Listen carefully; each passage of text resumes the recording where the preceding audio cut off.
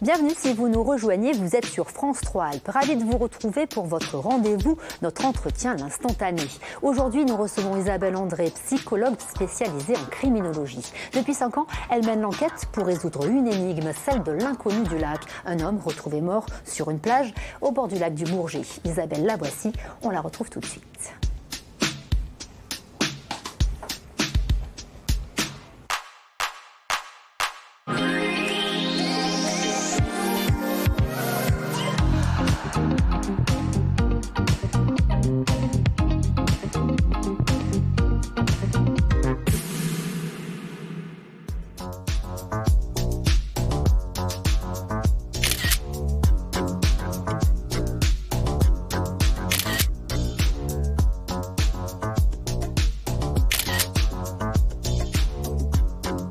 Isabelle, bienvenue.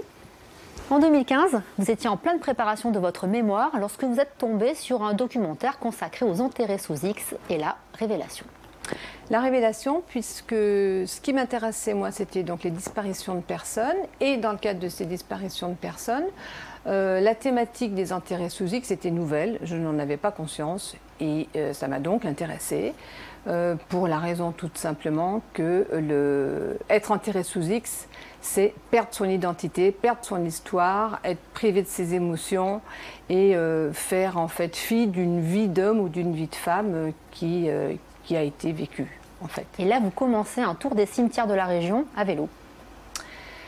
Oui, parce que l'intérêt était grand. Donc pour moi, ce qui était important, c'est d'aller regarder et concrètement ce qui se passait, essayer de retracer l'histoire de ces personnes et puis remener l'enquête, puisque un enterré sous X, c'est forcément quelqu'un dont l'enquête n'a pas abouti, quelqu'un de décédé, voilà, dont l'enquête n'a pas abouti. Et là, vous tombez sur une tombe, elle s'appelle Monsieur X, et vous découvrez que cette tombe, elle appartient à l'inconnu du lac, c'est le nom que la presse lui donnait à l'époque. Je vous propose de regarder un petit rappel des faits.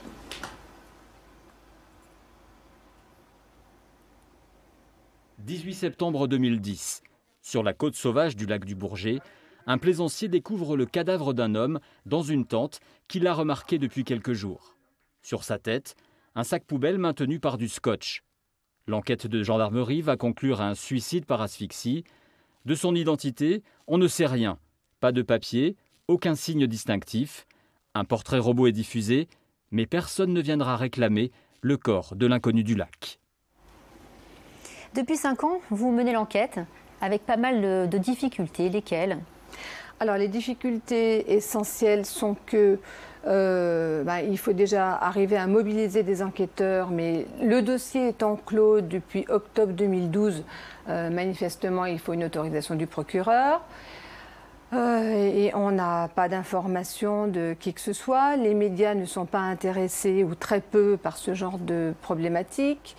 Voilà, donc en fait tout est difficile. À l'heure actuelle, on m'a simplement dit quand j'ai demandé de reconsulter le dossier, que le dossier avait été externalisé sans plus d'informations. Donc en fait, comment faire pour arriver à travailler sur ces cas que manifestement qui n'intéressent personne. Alors, vous avez recueilli pas mal d'éléments tout de même. Selon vous, qui était-il cet inconnu du lac ? Alors cet inconnu était un homme qui était un routard, mais qui a sans doute eu un passé de navigant, de navigateur, de voyageur, puisque disons que si moi je devais partir avec mon sac à dos, j'emporterais sans doute des effets qui pour moi ont un sens, qui sont symboliques. Et donc on l'a retrouvé avec une carte de l'Atlantique Nord, avec un bonnet Saint James, un bonnet de marin Saint James, avec un petit porte-monnaie des îles Tobago. Voilà, donc, et puis sachant qu'il avait aussi des effets sans doute qu'il avait pu acheter en Ille-et-Vilaine. Donc voilà, on se doute que c'est quelqu'un qui a traversé la France, qui a un passé de navigateur et qui est sans doute en lien avec le milieu de la navigation, que ce soit de la navigation industrielle ou touristique. Voilà. Vous avez aussi une intuition qu'il s'agit peut-être d'un homicide. Pourquoi ?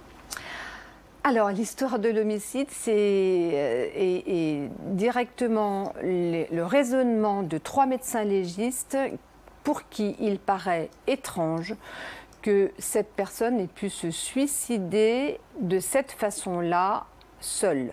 Voilà, donc c'est vrai qu'il a été retrouvé avec un sac poubelle sur la tête, je ne sais pas si je peux le dire, donc il se serait asphyxié, mais en revanche, certaines traces cliniques dues à l'homicide sont étranges pour quelqu'un qui se suicide avec un sac poubelle sur la tête. Il y a la présence d'une femme aussi sur les lieux.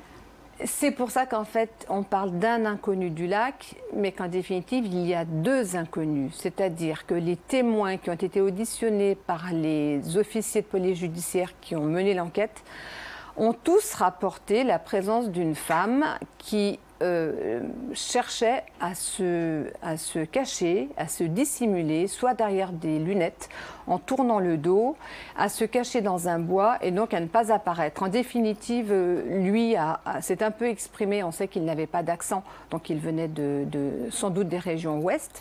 Mais cette femme-là n'a jamais parlé, simplement elle se dissimulait, elle restait en retrait. Donc en fait, on a deux inconnus autour de cette affaire. Aujourd'hui, vous interpellez les médias, vous lancez un appel, lequel ? Ce qu'il paraît indispensable, c'est que le portrait robot puisse être relayé dans la région Grand Ouest, car je reste persuadée que c'est là-bas qu'on trouvera la solution. Bretagne ou Normandie. Bretagne, Normandie, La Rochelle, enfin toute la région ouest de la France. Vous auriez pu abandonner 100 fois depuis 5 ans. Qu'est-ce qui vous attache autant à cette affaire ?